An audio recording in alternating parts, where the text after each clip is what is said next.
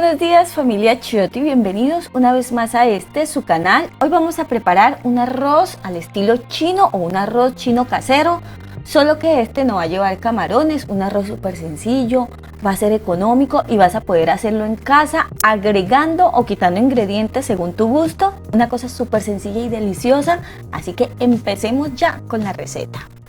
Lo primero que vamos a hacer es cortar en tiritas, en palitos, como ustedes le quieran llamar, o en bastoncitos esta zanahoria. Preferiblemente que sea una zanahoria grande para que te salga bastantica zanahoria, ya que esto le da un sabor increíble al arroz. Entonces los cortamos en bastoncitos, reservamos y continuamos con el siguiente ingrediente.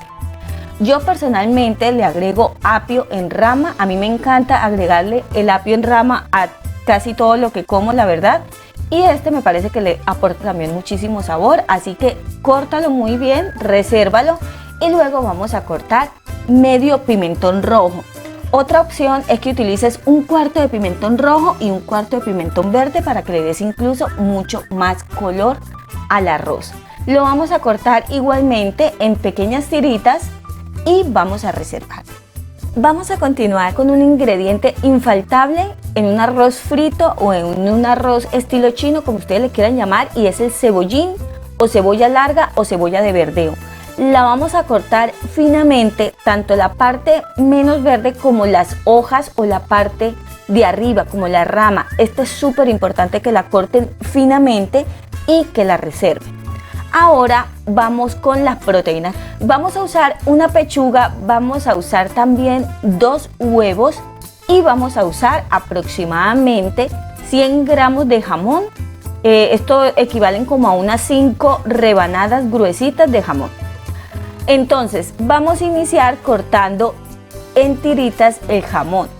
Tú lo puedes hacer de 2 maneras, así como inicialmente yo lo estoy haciendo, o puedes hacer un rollo con el jamón y luego cortarlo. Algo súper sencillo, tú escoges la manera que más te parezca fácil. Después de que lo hayas cortado, verifica que si hay unas tiritas que son muy largas, pues las cortes por la mitad y lo reservas.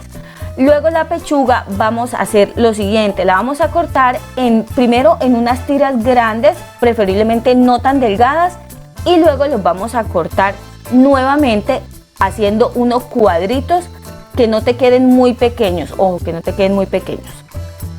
Reservamos y ahora 2 ingredientes más. Yo estoy usando estas raíces chinas, le decimos en Colombia, en otros países le llaman brotes de soja. Ustedes saben que es característico de este arroz. Estoy usando 2 puñadas grandes, 235 gramos, y estoy usando una taza grande, 489 gramos de arroz cocido.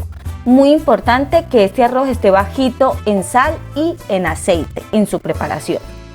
Ahora vamos a empezar.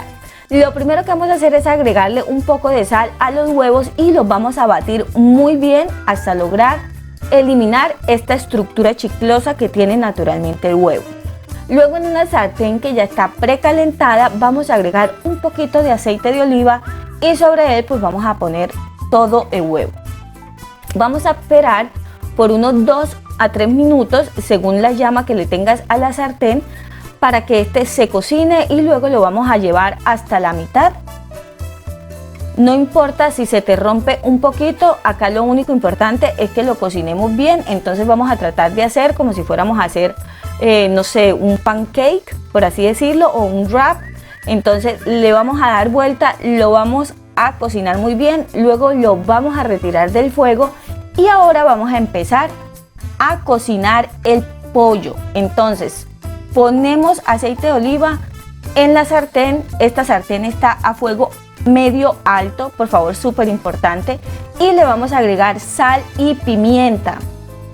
Yo no le agrego muchísima sal porque recuerden que después todo arroz chino lleva salsa de soja o salsa de soya y esta por lo general es un poquito salada, así que bueno, le agrego un poquito y voy a esperar hasta que se cocine muy bien el pollo. Esto te puede tomar incluso unos 10 minutos o unos 7 minutos revolviendo continuamente para que no se te vaya a quemar. Luego retiro el pollo y vamos con la segunda parte de esta receta. Vamos a iniciar con la sartén a fuego medio alto, agregando la zanahoria. La vamos a ir moviendo continuamente porque no queremos que se nos queme, sino que esta empieza a cambiar un poco de color. Cuando el color se ve así un poco más pálido, pues es momento de agregar el apio en rama. Seguimos mezclando, recuerden que estamos trabajando a una temperatura media alta o incluso alta, así que es muy importante estar mezclando continuamente. Yo acá le agregué una cabecita de ajo, la cual yo espero a freír con todas las verduras y luego la retiro. Luego que ha pasado unos minuticos, vamos a agregar también el pimentón. Vamos a esperar hasta que el pimentón también se ponga un poco más flexible y esté un poquito más cocido.